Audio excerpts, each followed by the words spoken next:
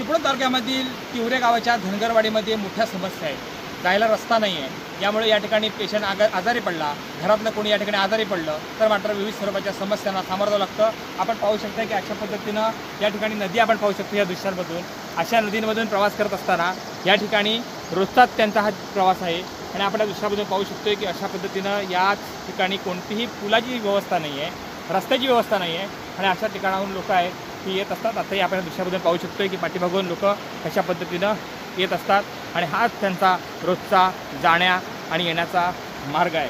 खरं तर मूलभूत सुविधा आहेत, या मिळायला पाहिजेत. मात्र इथल्या नागरिकांना या सुविधांना सामोरं कसं जावं लागतं हे आपण पाहू शकतो की म्हणजे दळणवळणाच्या साधनासाठी सुद्धा यांना संघर्ष करावा लागतो. पाण्यातून रस्ता शोधत खडतर प्रवासाने करावा लागतो आहे. आपण या दृश्यामध्ये पाहू शकताय की इथं असणारी जी आजी आहे या आजीचा प्रवास जो आहे हा या ठिकाणी या डोलीच्या माध्यमातून झाला. आता याच नदीच्या पलीकडे जायचं आहे. आजीला घेऊन इथं त्याच्या घरातील माणसांना जायचं आहे. साधनं नाहीत आणि आजी इथून जाणार आहे. थोडं पाणी जास्त आहे म्हणून आजी इथं थांबलेली आहे. आजीला इथं थांबवलेलं आहे. मी इथल्या लोकांशी बातचीत करण्याचा प्रयत्न करतो आहे. इथं सगळे गावकरी आहेत. गावकऱ्यांना काय समस्या जाणून घेतो आहे. तर बाबा कशा सगळ्या समस्या आहेत तुला इथं? हे बघा, आमचं हे 2 नद्यांच्या मध्ये वरती घर आहे. आम्ही एक पूर्ण वाडीच आहे. वरती 10 कुटुंब आहेत वरती. पण 2019 साली धरण फुटलं तेव्हापासून आम्ही पुनर्वसनाची मागणी करतोय. पुनर्वसनाची मागणी केली तेव्हा त्यांनी आम्हाला विचारलं. आमची गुरं होती. पुनर्वसन होत होतं खरं, पण आमच्या एवढ्या कुटुंबियांचं पुनर्वसन होणार कुठं हा प्रश्न होता. आणि आमचा उदरनिर्वाह होणार कुठं, तर आमचं गुरं होती. गुरांचं आमचा धंदाच तो आहे की आम्ही गुरं चालतो, त्यांचं दूध पाण्यावरती हे चाललंय. शेती आहे आमची वरती. तर आता वरती आमचा हा उदरनिर्वाह सगळा होणार कुठं? तरी इथं जायला रस्ता नसतो. तुझा जन्म कधी झाला इथं आणि कधीपासून हा सगळा संघर्ष इथं रस्ता नाही आणि तू कधीपासून पाहतो? माझा जन्म 2005 साली झाला आणि मला समजूत आल्यापासून मी बघतोय. तर माझी आई, माझे आजोबा, माझे काका मला असं खांद्यावरनं घेऊन जात होते. आता माझ्या मोठ्या भावाला पण एक मुलगा झाला, त्याला पण असं डोसला वगैरे घेऊन जायला लागतं. तर असं हातावरनं घेऊन जाताना आम्ही बघितलंय. मोठं पाणी असेल तर आजारी झालं माणूस तरी काही आम्ही जात नाही. जीव गेला तरी आम्ही त्याच्या पलीकडे जाऊ शकत नाही. माझा प्रशासनाला एकच प्रश्न विचारायचा आहे की जर माणसाचा असा जीव गेला, जीवितहानी झाली, आता तुम्ही बघताय ही आजी माझी इथं अशी आपण पाण्यासाठी थांबवले, किती वेळ थांबणार? पाणी डोंगरात तर पडत राहतो, पाऊस हा थांबत नाही. सह्याद्रीच्या रांगात पाऊस हा पडतच राहतो.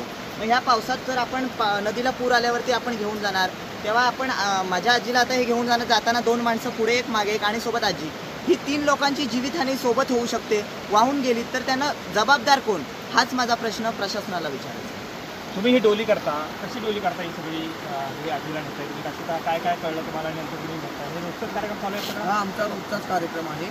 ही अशी काठी अशी ओळखा बांधला जातो, बांबू. त्याच्यानंतर ही अशी चादर बांधली जाते, त्याला पुढे पाठीमागे रस्सीने बांधली जाते. ही रस्सी आम्ही मोठ्या आमच्या जीवावरती जीव मुठीत घेऊन बांधली जातो. कारण ही रस्सी आहे, कधीच दोघांनी पुढे एक खांद्यावर पकडा, मागे खांद्यावर पकडा, कधीही रस्सी सुटू शकते, पडू शकते. पण त्याच्याकडे आमच्याकडे काही पर्याय नसणार आहे. तुमच्याकडे हे सगळे पालखी जे बनवली सगळी ह्यासाठी ह्या वापरलेल्या गोष्टी आहेत, ह्या सगळ्या चादर वगैरे वापरली, काय वेगळी पालखी वगैरे बनवली नाही? वजन काय, कशामुळे हे असं बनवता तुम्ही? हे रस्सी आणि याच्यामुळे चादरीमुळेच बनवतो. बाकी आम्हाला दुसरं कोणतं साधन नाही. दुसरं साधन आम्ही काय करू शकत नाही. हे आमची परंपरेपासून पिढीजात हेच करत आलो आहे आम्ही. त्यावेळेला जेव्हा दुधात सामान आणायचं झालं, इतर काय गोष्टी आणायच्या झाल्या, शाळेच्या मुलांचा प्रश्न, हा सगळा कसा असतो? या असंच आम्ही आता डोक्यावरच आणतो, बाकी काहीच नाही. असं पाऊस जास्त असला की उपाशी राहण्याची अन्न घरात असून खायला मिळत नाही. पण डोक्यावरूनच घरी आम्हाला काय भरायला झालं राशन पाणी डोक्यावरूनच आणायला लागतं. या नदीतून असंच घेऊन जावं लागतं. चालत जायचं. मुलांची पण सोय नाही. मुलांना पण अशीच नदीतूनच न्यावं लागतं, नदीतूनच आणावं लागतं. नाहीतर शिक्षणाला ठेवावं लागतं. एवढी आमची. तुम्हाला काय प्रॉब्लेम्स आहेत? मला प्रॉब्लेम आहे कारण की माझे असे दिवस झाले, पण इथून पुढे तरी आम्हाला रस्ता पाहिजे, आमच्या मुलांची सोय पाहिजे, बाकी दुसरं काही नाही.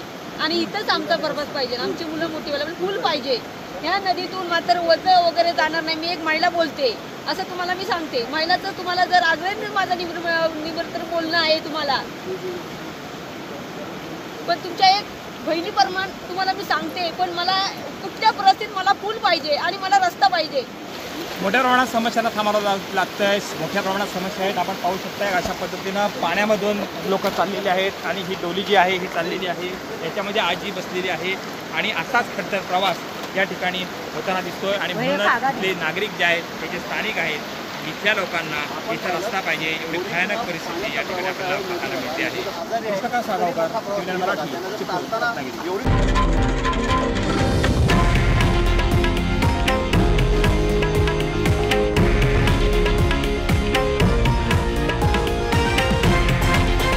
हे आहे देशातील नंबर 1 न्यूज नेटवर्क आणि आपण पाहत आहात TV9 मराठी, एकमेव.